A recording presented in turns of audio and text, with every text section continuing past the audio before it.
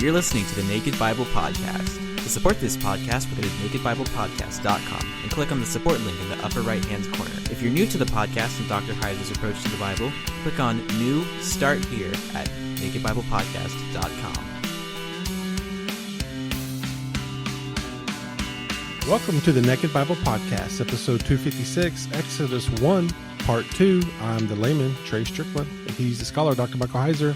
Hey, Mike, how you doing this week? Oh, pretty good. I can hardly wait to wade out into the quicksand of today's episode. Oh, chronology. You've got to love this. Secretly down deep. You love this stuff. Look, I used to be a chronology nerd, right. I'll confess, but it has beaten me down. But you're gonna love loving this episode, right? I mean, you were preparing for this secretly. You're like, yes, I love this stuff, right? Yeah, it brought back some memories. Some of them fond, some of them made me shudder. Well, it's going to be fun to hear you get into the weeds. Yeah. Well, into the papyrus, I guess. But yeah, see, there's a bad pun. There you go. Hey, now, I thought that was my job. Right, that is your job. You're in either affecting me or infecting me. Well, we might as well just jump right in. Again, this is part 2 of Exodus 1. And basically, textually, our entire focus is going to be Exodus 1:11. I will read that in a moment because I do want to back up just a tad to verse 8. We mentioned this, and I'm going to read something that I read in the first part to sort of set it up. But we're going to Exodus 1:11 is it. There's just a lot that's going on there. So in verse 8 of Exodus chapter 1, we read, "Now there arose a new king over Egypt who did not know Joseph." He's not identified here. He's not called Pharaoh until verse 11. Carpenter, this is the quotation I read last time, writes, "This Pharaoh was not acquainted with the previous history of Joseph and Israel in Egypt. Or at least he did not choose to acknowledge Israel in her past relationships to Egypt. But more importantly, he lacked the knowledge of or refused to grant any significance to the close friendships that Joseph and Israel had cultivated with past pharaohs and Egyptians. The writer does not give the king's name, nor are the pharaoh's names given in Genesis, back in that material that related to Joseph. We don't get any names. What we do get is a reference, and we'll bring this up again. We get a reference to the district of Raamses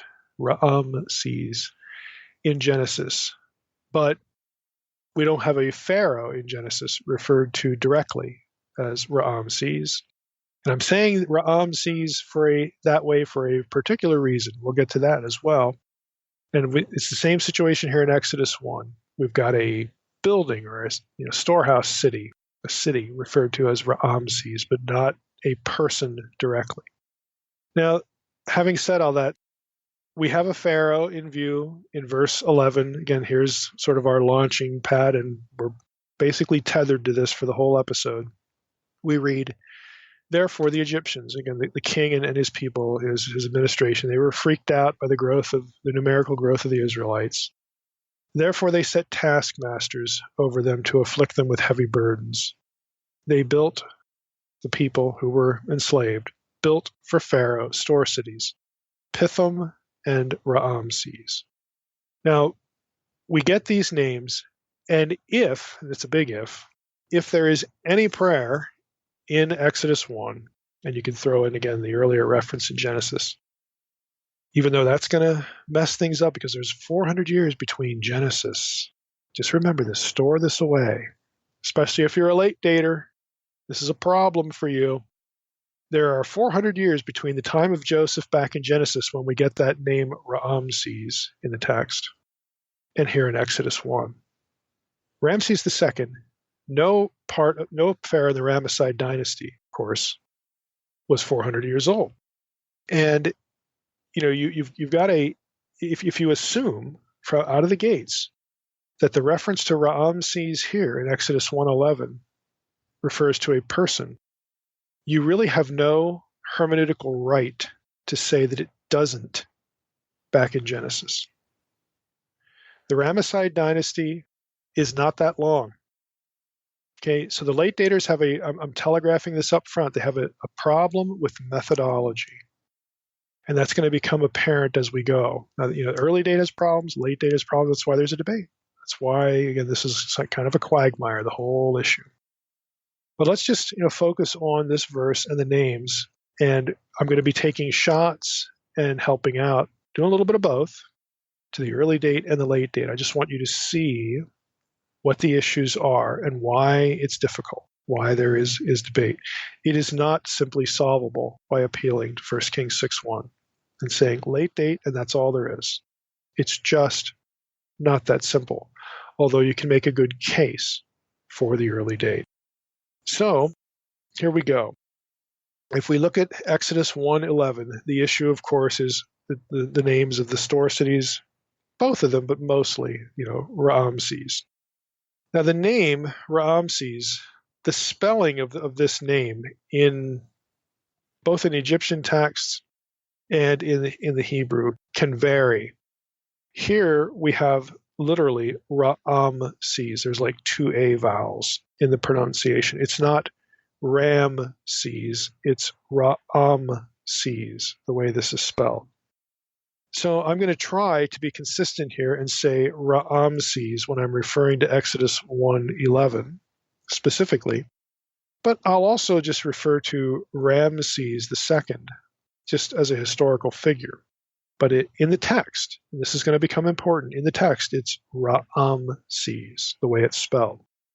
The first major chronological battle of the whole fight over the date of the Exodus, and of course, if you're dating the Exodus, it's the date of the conquest that follows, with Joshua. Really, this is sort of a linchpin thing, for how we think we might be able to understand and overlap biblical history of Israel, with ancient Near Eastern history, Egypt and Canaan, for that matter.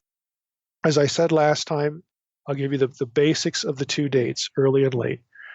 Early date says the Exodus happened in 1446 because of 1 Kings 6:1, which says that in the fourth year of Solomon, that fourth year was the 480th anniversary of the Exodus from Egypt. We know on very good grounds, astronomical grounds, and because of both astronomy and the people who used astronomy, especially the Assyrians. Okay, they're very good at this. Babylonians, very good at astronomy, and then working backward with their kings and where their kings encounter the Assyrian king, all this. As I said in the introductory episode, after about 1000 BC, the chronology, at least with respect to Assyria and Babylon, works pretty well. It's pretty tight. You can really defend it and link it to astronomy. So we've got here an instance where we can date Solomon with a lot of confidence as taking the throne in 970 BC. His fourth year is 966. Subtract 480 years because you're moving backward in time, and you get 1446 for the Exodus. The late date says, well, not so fast. 480 is 12 times 40. So we might be dealing with 12 generations. And 40, again, a symbolic year for a generation. So we may not be able to just take the math literally. And they don't. They have the Exodus occurring during the time of Raamses, which is 200 years later than the early date. And the reason they want to fix it in the reign of Raamses or something in the New Kingdom.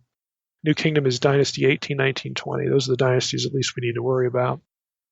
The reason they want to put it in there is because of verses like Exodus 1:11, the name reference to Raamses. They feel that justifies, tying. That's a peg. It's a chronological peg that we assign, to the biblical story, and we can back up with Egyptian history, real historical people. And the only thing that it really requires of us, so the story goes, or so the explanation goes, is that we not take 1 Kings 6:1 literally. So, their defenses, you've got stuff in the story, and we alluded to some of this last time, the reference to Pharaoh per Aa, using that term, which in Egyptian means great house.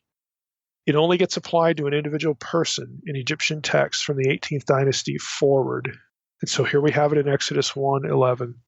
So they're saying this has to be stuff going on in the New Kingdom. Okay, specifically in the Ramesside dynasty, Dynasty 20. 200 years earlier, you get the 18th dynasty, and that's where early daters, it's still New Kingdom, but that's where early daters want, to have things going on. So you have this 200-year differential. And I'm going over this because I want you to see that the late date, a lot of you won't like the late date because you want to take 1 Kings 6:1 literally. The late date is not just a flim flam. It's not just let's throw a dart at the board. I don't like, biblical literalism. I hate the Bible, so we're just going to throw this number. No, it's actually based on substance. 40 is a symbolic number. So is 12. Okay, you actually do have Egyptian material that can very readily situate and anchor these events in the Ramesside dynasty. That's true. It's real. The data are there. The question then becomes, is that the only way to look at the data? Are there other data elsewhere that can allow the early date to appeal to more than just 1 Kings 6:1? That it can actually, go into Egyptian material and say, look, here's the way we need to look at all this, and then defend the early date that way. Okay, this is a substantive debate. It's not the Bible lovers versus the Bible haters. If you've been taught that, I'm sorry, but you need to disabuse yourself of that immediately. It's just not true. So we're not about caricatures here. We're about actually, trying to think, trying to understand why these arguments, why these debates are what they are. So Exodus 1:11 is our first, signpost for all of this stuff. The name Raamses. Now, since the passage describes the Israelites, the whole first chapter of Exodus, describes the Israelites of the generation immediately preceding the Exodus. So the people who are under affliction in Exodus 1, these are going to be the people who Moses is going to deliver at least 40 years later, because Moses is going to have to be born in Exodus 2. He's going to grow up. He's going to be 40, and then he's going to kill a man. He's going to flee Egypt. He's going to be out in Midian for 40 years. So now we've got 80 years. Again, can we take these dates literally or not? All that kind of stuff. But there's some distance between the deliverance and this generation that's suffering. But you're going to have a lot of overlap here between the people, maybe their children who are suffering under Egyptian taskmasters and the actual Exodus. So since that's pretty well chronologically close, we've got these generations that sort of butt up against each other. And since Raamses, again, that particular spelling, is used, and he's called Pharaoh, since that name and that title is 18th dynasty, toward the end of the 18th dynasty and later, people are going to say this has to be Raamses. It has to be a late date. The early date's impossible. And this becomes really one of the main reasons why this is argued. It is an obvious problem for the early view. It doesn't jive with the math of 1 Kings 6:1. But again, there are problems for it and also things that are pretty nice when it comes to the early view too. Now we're going to throw David Rohl in here basically at the end. About him, I just want you to know that Rohl's chronology, again, he's the guy that's in Patterns of Evidence, that film, borrows his work or utilizes his work. He also cannot tolerate an identification of Exodus 1:11 with the Pharaoh Raamses or the Pharaoh Raamses II, Raamses the Great, but for entirely different reasons. He will be therefore predisposed to be on the early date side of arguments when it comes to Exodus 1:11. And I'll say something about Rohl and his view at the very end. I don't want to mess with it in here because this is going to be messy enough. So some important points before getting into the actual name Raamses in Exodus 1:11. Any date of the Exodus, which means any determination of the Pharaoh of the bondage period and the subsequent Exodus from Egypt, has to factor in other details of the biblical text. And here they are. And I'll be honest with you, some of this stuff just gets ignored. You will read defenses of the early date and the late date, and if there are two or three things in here, one in particular, or actually two verses in particular, that, I could pull books off my shelf right now by leading biblical scholars that discuss this date, and these verses are never cited. But they're really important. So we need to think about a number of things, and I'm not going to, again, take shortcuts and leave certain things out, but any view, early, late, Rohl, whatever, has to factor in certain things. A big one is Exodus 2:15 and Exodus 4:19. I'm going to read you Exodus 2:15. When Pharaoh heard of it, this is when Moses kills an Egyptian. When Pharaoh heard of it, he sought to kill Moses, right? So you have an individual person, Pharaoh. He sought to kill Moses, but Moses fled from Pharaoh and stayed in the land of Midian and sat down by a well. Okay? Now, Exodus 4:19 says this. It plays off that reference there in Exodus 2:15. This is when God is talking to Moses, at the burning bush still. The Lord said to Moses in Midian, "Go back to Egypt, for all the men who were seeking your life are dead." So he flees from Pharaoh. And again, Pharaoh is used as a reference there to one person because we're now in Exodus 2, Exodus 1, started that trend. But, it still means the administration as well. But here's the point. It has to include the individual Pharaoh. So when Exodus 4 says, when God says, hey, all the men who were seeking your life are dead, he's not excluding Pharaoh. The Pharaoh of the Exodus and the Pharaoh of the oppression cannot be the same individual. You'd be amazed. Again, I can show you commentaries as well, where people just assume that you can have the same guy for both events, like these verses just don't exist. They cannot be the same person. You cannot exclude Pharaoh from Exodus 4:19 because it was Pharaoh, he who sought Moses' life. Okay, you can't take him out of Exodus 4:19 when he's in Exodus 2:15.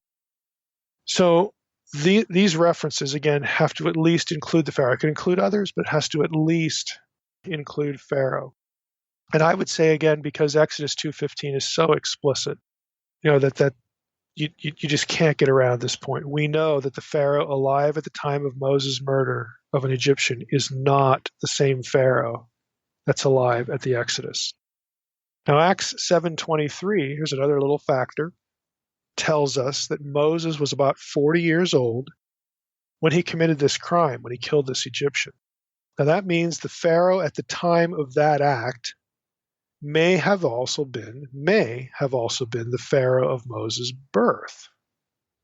But he can't be the Pharaoh of the Exodus.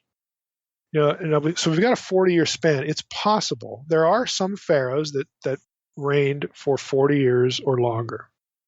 And there's one in the, Raamses the Great did, and then there's a candidate for the early date that did as well. Okay, but the fact is, even if you have a guy whose reign is over 40 years so that he could be the Pharaoh at the birth of Moses, he knows Moses raised in Pharaoh's household. And he's the Pharaoh of the bondage. He's around when Moses kills this guy and then he wants Moses dead. Even though that can be the same guy for Moses' birth and Moses' crime, he cannot be the Pharaoh of the Exodus because of Exodus 2:15 and Exodus 4:19. You got to have a different Pharaoh there. Got to have a different guy. Now, I would also add this. One way Raamses II, since he is one of these guys that reigned over 40 years, for him to be in the picture at all, he reigned 66 years to be precise, you'd have to make him the Pharaoh of the bondage and at the time of Moses' murder, but then you'd have to have him die before the Exodus event. It's the only way you really get Raamses in the picture. He would be the Pharaoh when Moses is born. He's the Pharaoh when Moses commits his crime, but he cannot be the Pharaoh of the Exodus. But if you read late date material, they desperately want Pharaoh or Raamses II to be the Pharaoh of the Exodus because of Exodus 1:11. Now, you don't have to read Exodus 1:11 that way. All it says is that the Israelites built for Raamses, storehouse cities. Now that he can still be alive then, but he can't be the Pharaoh of the Exodus, is the point. So if you're a fan of Raamses II, if you're a fan of the late date, you can still have him in the picture.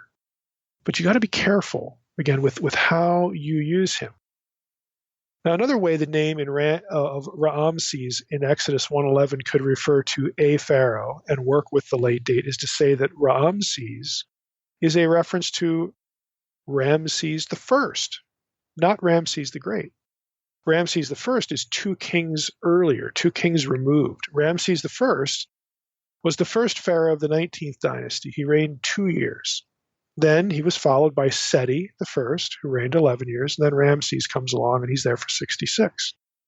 So this alternative possibility, it honors Exodus 2:15 and 4:19, would posit that the store cities of Pithom and Raamses were built, or at least begun, under the reign of Ramses the First.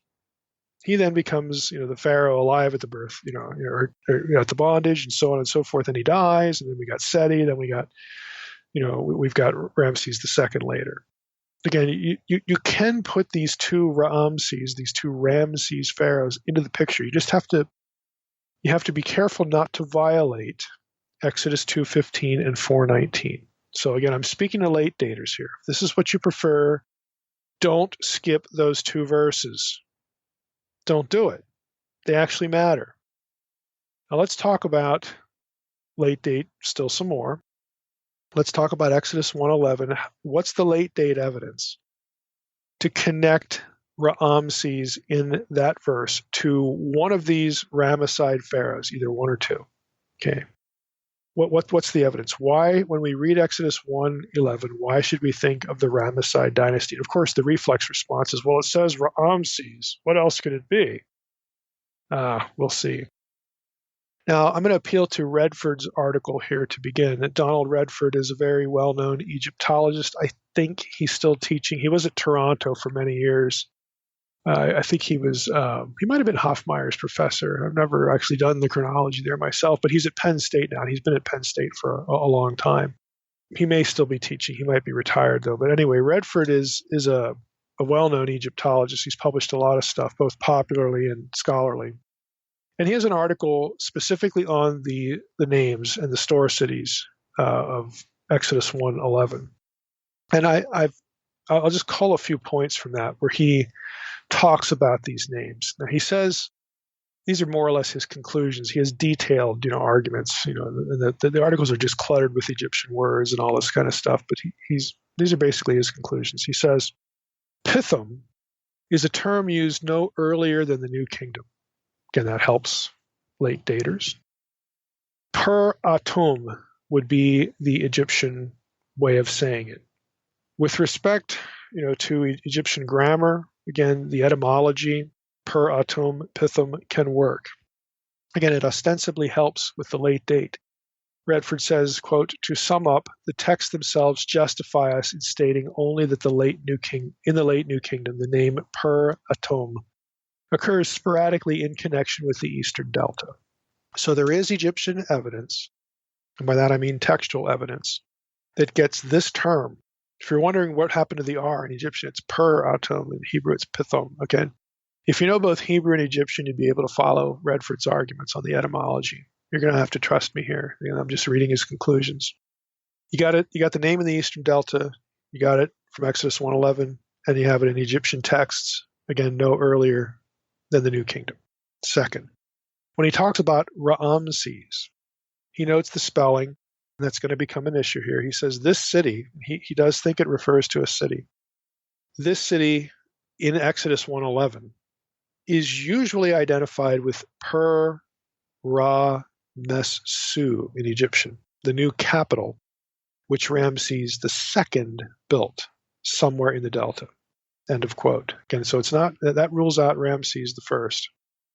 Redford accepts that the term Raamses refers to the pharaoh, but doubts, though, that the biblical name refers to the royal residence, mostly because what we see in the Hebrew text is not a correct transliteration of the city name. Let me just reiterate that again. Redford's looking at the Hebrew text of Exodus 1:11, Raamses, and he's saying, well, yeah, okay. It's usually taken by biblical scholars to say that Raamses refers to Per Ra Messu, which is Ramses II's capital. But if it was, again, and sorry, I'm getting into the language here a little bit. I'm going to say it again. Raamses are the Egyptian characters. You notice there's not two A vowels there. It's not Raamses. It's Raamses. And so Redford says, if we have somebody writing about, who was familiar with Egyptian, and good grief, I mean, Moses was raised in Egyptian context, Pharaoh's household. He ought to know Egyptian. And again, if he wrote this, what we have in the Hebrew Bible, Raamses, two A vowels, again, separated by consonants, I'm not going to get in the nuts and bolts too much here. But what we see in the Hebrew Bible is not a correct transliteration of the place of Raamses II's palace. It's not spelled correctly. It's not correct. It's not transliterated correctly. You would expect, again, a second A vowel. So Redford asks, is it not strange that if the two Egyptian toponyms, those are place names, were borrowed around 1200 BC by the Hebrews, the element per should be retained? Now, see, this is another thing. He's like, okay, well, if Raamses refers to this city, per Ra-mes-su, not only do we have an incorrect transliteration, but what happened to the per? It's not like with Pithom where that gets blended with the atum that follows. It's just gone. And he's thinking, that's just kind of odd. And he writes in response to this. Again, the article is very detailed. It says biblical Raamses and the per Ra-mes-su, apart from the personal names, seem to have nothing in common. So he thinks that it is a biblical writer's reference to the name of the Pharaoh, but he's like, it can't be to the place because they would have known how to write it. If this is a contemporary, this is key. I'm going to come back to this. If this is a contemporary writer in this Egyptian period, it's messed up. It's not what it should be. So he's like, okay, maybe the biblical writer of some other period, this is going to open the door for the early date, is thinking of Raamses. Maybe that's possible, but it's really doubtful. Even if this guy is thinking of the person, the historical figure, it's really doubtful that what they're building back in Exodus 1:11 is the actual palace of Raamses II. Again, this is an Egyptologist, who he's not a Christian, he's not a believer, he's not an evangelical. He has no axe to grind here on any of the dates. He's just pointing out that this really isn't what we would expect to see. Now, Redford believes, again, the Hebrew transliteration we see in Exodus and the one back in Genesis too. What he actually believes is that transliteration reflects an even later Greek transliteration of Egyptian. He adds as well that the Hebrew term translated store cities is also a late term, because in the Bible it occurs only in 2nd Chronicles and 1st Kings. In other words, in past Solomon's era, which is way past the Exodus. So what Redford is angling for is, he says, I think these terms come from a much later period. You can find Raamses in Greek literature. You can find that combination of vowels in Greek. So what Redford suspects is that a scribe living in a later period who could read Greek, and lots of Jews could, the Septuagint, okay, that's where they got this transliteration. Now, if he's correct, there's no way to really argue well that Raamses should be that the place Raamses in Exodus 1:11 must refer to the actual palace. He thinks that the term wound up in Exodus 1:11 by what a scribe decided to do centuries later. Okay, I want you to hold that thought, because that's going to become really important when we get to the early date. It's actually useful. So you might ask, well, let's just get into it. I don't want to drag it out too much, but what about the early date? The early date response to the name Raamses in Exodus 1:11 and other passages, again, Genesis 47:11, I'll be honest with you, it's kind of disappointing to me. I put this in the protected folder. Again, if you subscribe to the newsletter, you get the podcast article folder. There's an article by Ailing in there, Charles Ailing. I know Chuck, and he knows Egyptian. He's trained in Egyptology. The article is disappointing, though, in that it was written in 1982. He does not interact at all with Redford's 1963 study. At all. Zero. He never references it, and I don't know why. So it's a little disappointing, but it still has some good material in there. But what Ailing does is he follows another scholar, Ray, R-E-A, with how to sort of deal with the name Raamses in Exodus 1:11. So he writes this. Ray seeks to show that the city of Raamses, was not named after Raamses II, but was called Raamses by the Hyksos, an Asiatic group who seized control of the Nile Delta. We talked about the Hyksos last time, by the way. Back to the quote. Ray bases his thesis on three main arguments: the contents of the 400-year stela of Raamses II, the alleged veneration of the god Ra by the Hyksos, and use of Raamses as a personal name earlier than the 19th dynasty. So you're getting back toward the Middle Kingdom here. Now, I would say the first and third of these arguments are the most important. There's this thing called the 400-year stela. It was written, it was created during the reign of Raamses II. Okay? That much is known. It was created at the city of Raamses to commemorate an event that had taken place some years earlier, before Ramses' father Seti had become pharaoh. So it's a memorial of some event that happened, even before Seti was pharaoh.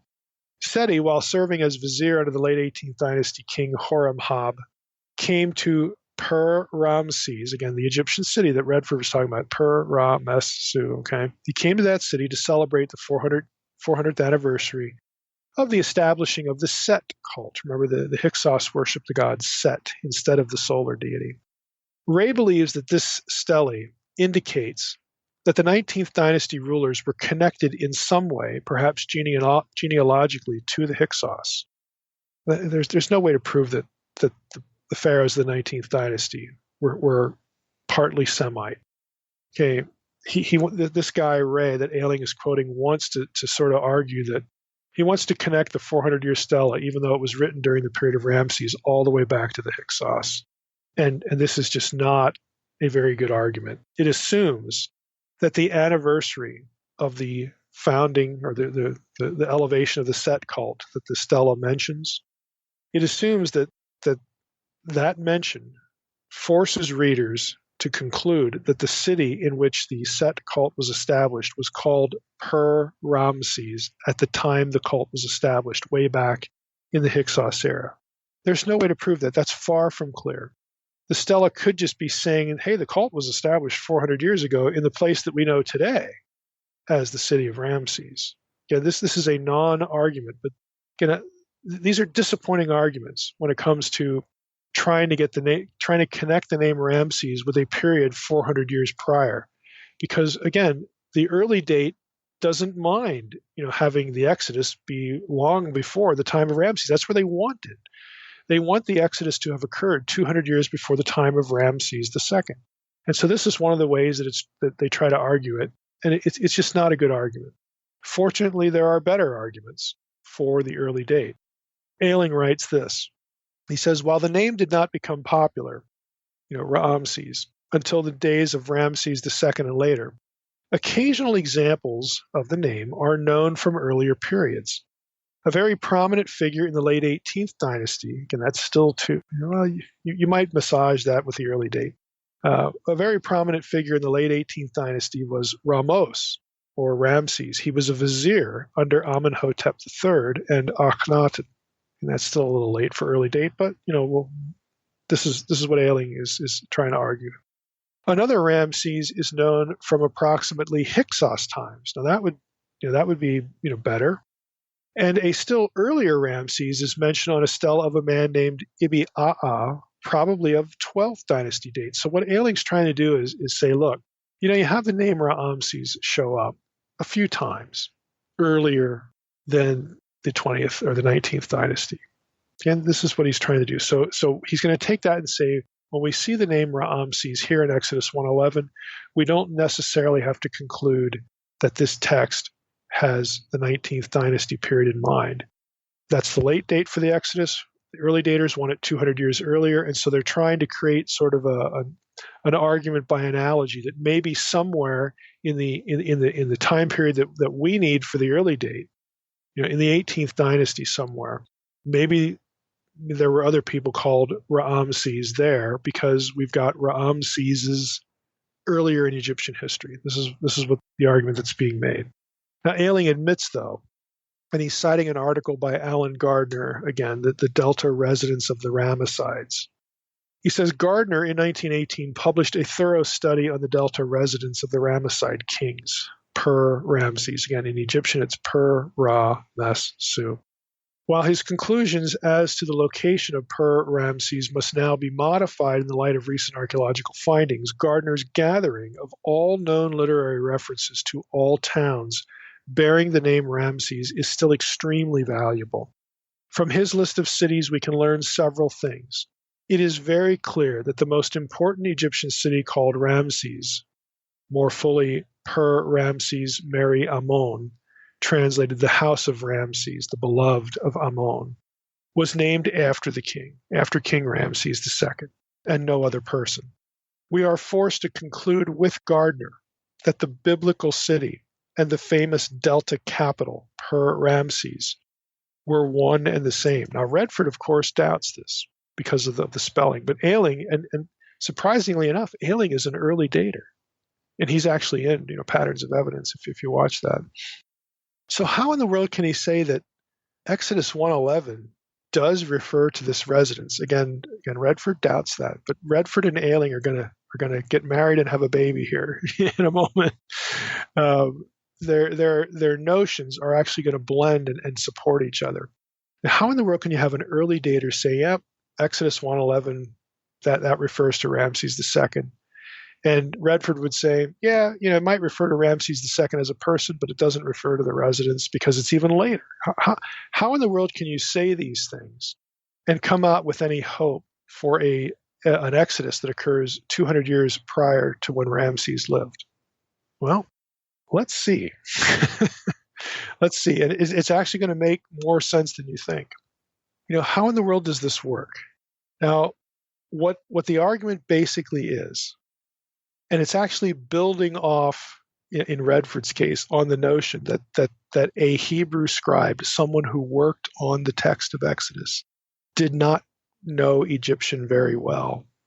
Okay, but he was using a Greek text. Again, that actually helps here. In short, Ayling believes that the place name of this store city in Exodus 1:11 was editorially updated by a later scribe. There's solid evidence that the original place name that Exodus 1:11 is talking about was Avaris. Remember, I mentioned Avaris in the last episode. Avaris was the capital of the Hyksos. They were Semites. It's in the Delta. It's in Goshen, okay? It is right next to, archaeologists know this, it is next to Pithom.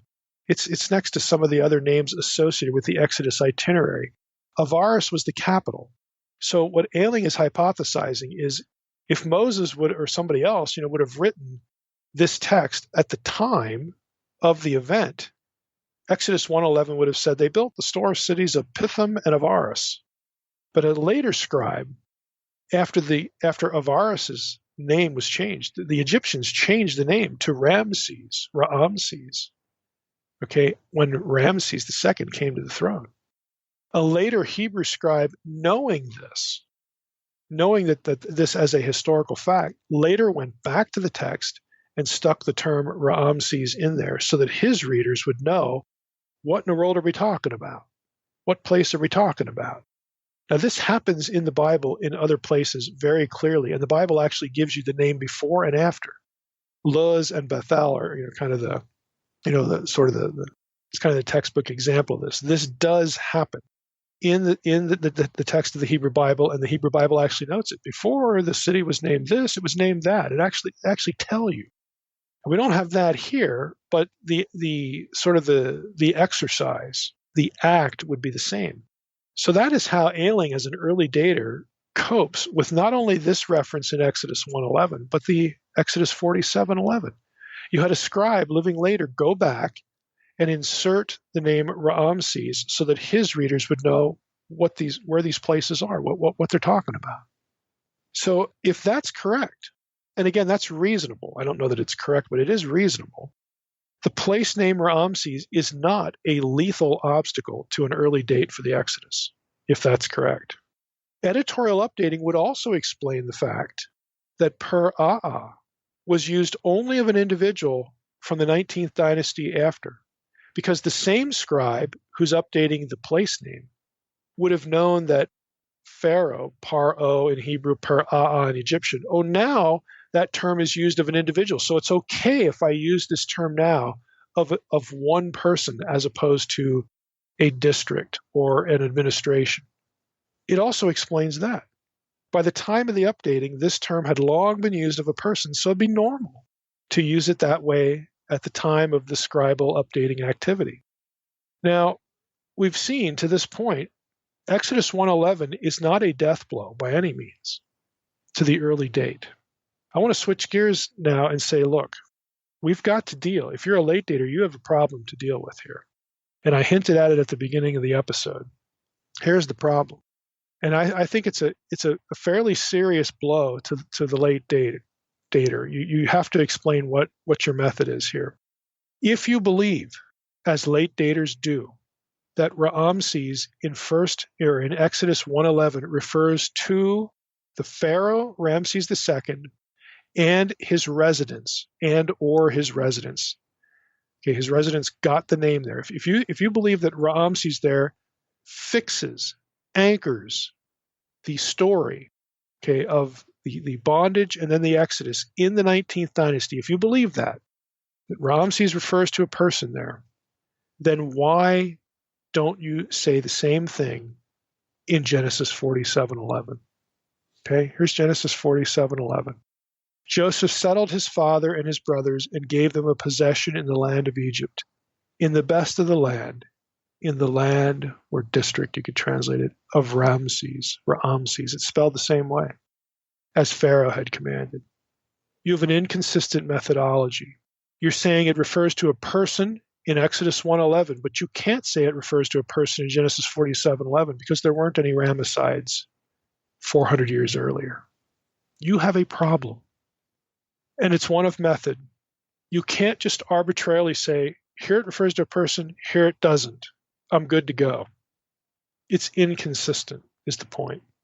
Now, if you say, well, it was updated editorially in Genesis 47:11, then why don't you say that in Exodus 1:11? Well, I'll tell you why.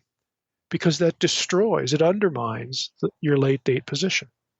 Again, I don't really care one way or the other. I'm just saying you should be consistent with the way you handle the data. Both views, early and late, can work with the data. Each view has to sort of massage things and frame the data in a certain way. They both have problems, but what I'm saying is I think the late date, and honestly, if somebody knows of a source or an article or something that discusses this methodological problem, I'd love to see it. It's not in Hofmeyr. It's not in Kitchen. It's not in the typical go-to resources of why we take it one way in this verse and another way in another verse. You have to, if you're going to take them both as a person, you actually have to, as a late dater, make an early date kind of argument in Genesis 47:11. Well, there it doesn't refer to a person. It could refer to somebody who's not a pharaoh that's Raamses. That's exactly what early daters say about Raamses when they're plucking out these 5 or 6 examples, like Ailing does, of people named Raamses. So now you have the district of Raamses in Genesis 47:11 named for somebody else other than the pharaoh. Okay, I guess you can do that. You have to do that to disconnect it from the Ramesside dynasty, which is 400 years later.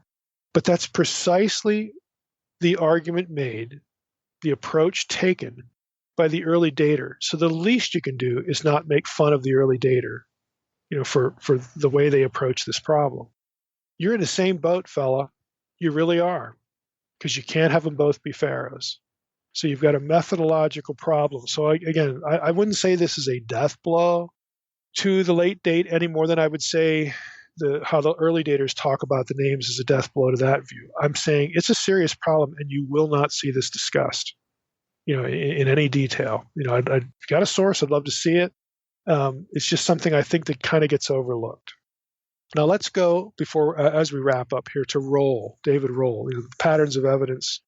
The guy that's featured in Patterns of Evidence. It's not his movie. It's Patrick Mahoney's movie. I've said in the intro, I like the film. I think the visuals are great.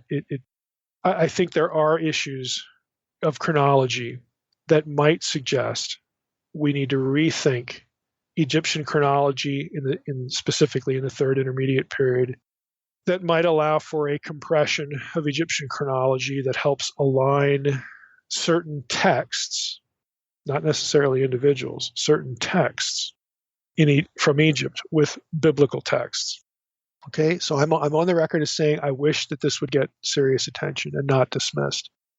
But you're going to find out here in the next few minutes why it is dismissed. I said in this episode, Rohl is going to be on the early dater side of the discussion of Exodus 1:11 because he cannot tolerate an Exodus occurring under the reign of Raamses II. Why is going to sound kind of crazy. Okay, Rohl cannot tolerate that because he postulates, let's be fair here, he postulates that Raamses II is the biblical Shishak who reigned after Solomon. Let me repeat that. Rohl postulates that Raamses II is the biblical Shishak, the Egyptian pharaoh that invades Judah. He believes Raamses II is actually Shishak, and Shishak, we know from the Bible, reigned after Solomon. Solomon, his fourth year, was 480 years after the Exodus. So you can see why Rohl doesn't want Raamses II to be the pharaoh of the Exodus. But how in the world can you move Raamses II all the way down to after Solomon? Specifically, Rohl's revised chronology has Raamses II's year 1, his first year reign, as the 37th year of Solomon. Now his art. There are lots of ways. What Rohl does is see what you're led to believe. Let me start it this way. Let me get into it this way. What you're led to believe in Patterns of Evidence is that we just need this slight 200-year compression, and then everything works beautifully. And I said, in the introduction, nobody ever gets into the question in that movie of, well, what's the basis for doing that? And what you're showing in the movie is, well, this guy, David Rohl, doesn't really like, he says there's problems with the chronology. So yeah, I guess we can compress it 200 years. What they don't tell you is this other stuff that Rohl believes. Rohl has a whole system, a whole revised chronology. Again, part of it says that Raamses II came after Solomon. Nobody in biblical studies, nobody in Egyptology is going to swallow that pill. There are quite a number of obstacles to it. Now, Rohl, again, has this worked out in his head and on paper. He makes his case. One of his points of evidence is that Raamses was referred to as Sesi or Shesi by close family members. He finds a text or two that has that.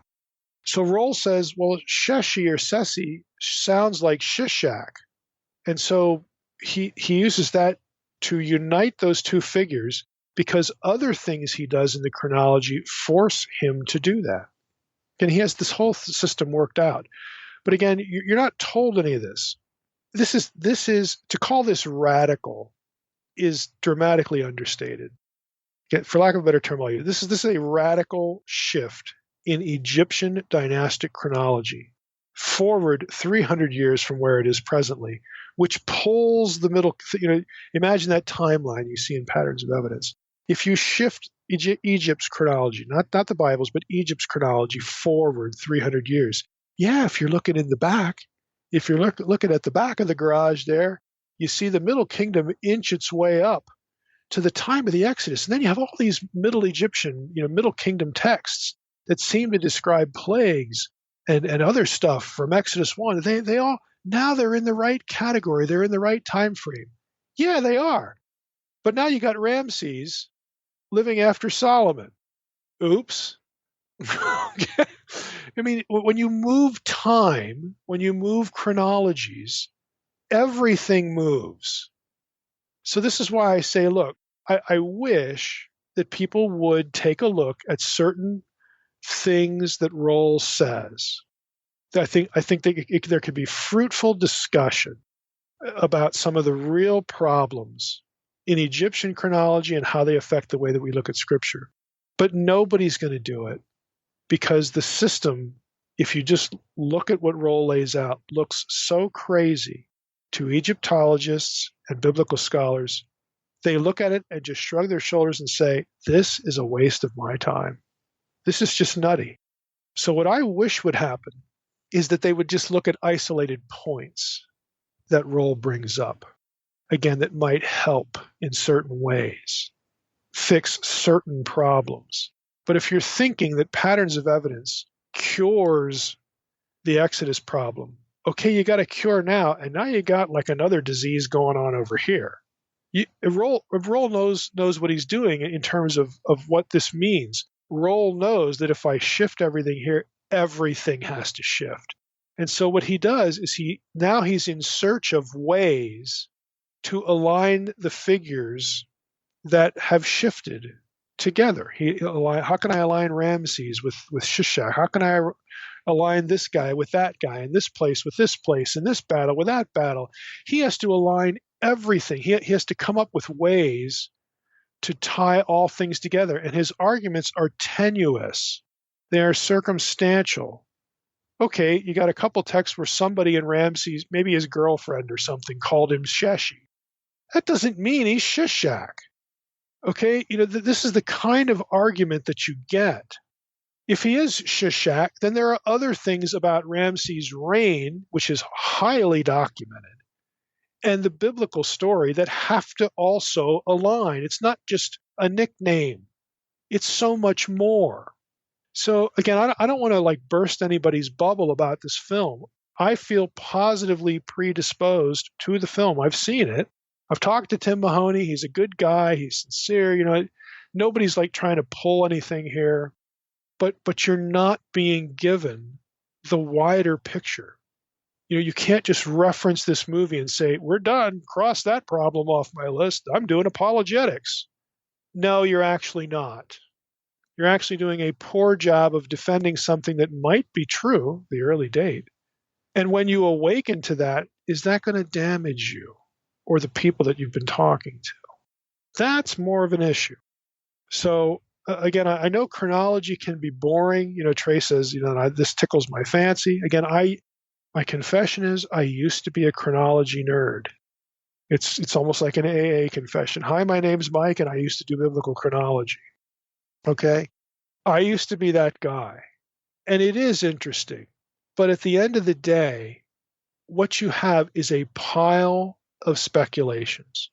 You have a pile of things that might look nice, but if you're honest, it's a house of cards. And that doesn't just go for Rohl. It goes for lots of work in ancient chronology. It by definition must be subject to revision all over the place. And so I'm critical of people who are against Rohl that say there's nothing to think about here. There is stuff to think about here. Don't let Rohl, deter you from this or help or be an excuse to not see this. There is stuff to think about here. But I'm just, as again, critical of those who think, well, man, I got a big howitzer now in my apologetics belt. It's called patterns of evidence. No, you don't. You don't. It's so much more complicated. It's literally a case where you have again lots of evangelicals running around here on this subject that literally don't know what they don't know. You say, well, Mike, you seem to live in that town. Yeah, I do. That's why, Trey, maybe that's why I have pugs.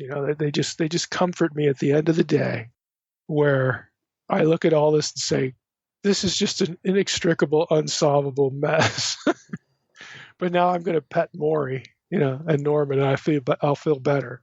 That's kind of where, we end up with this. So that's our first foray into the problems, the issues of biblical chronology. We're going to have other ones. as we go through this book. But again, hopefully this doesn't like kill your appetite. Hopefully it whets your appetite a little bit. But again, you realize how difficult and tenuous a lot of this stuff can be. So Raamses II is not Raamses. Raamses II, the king of the 19th dynasty, the Ramesside dynasty.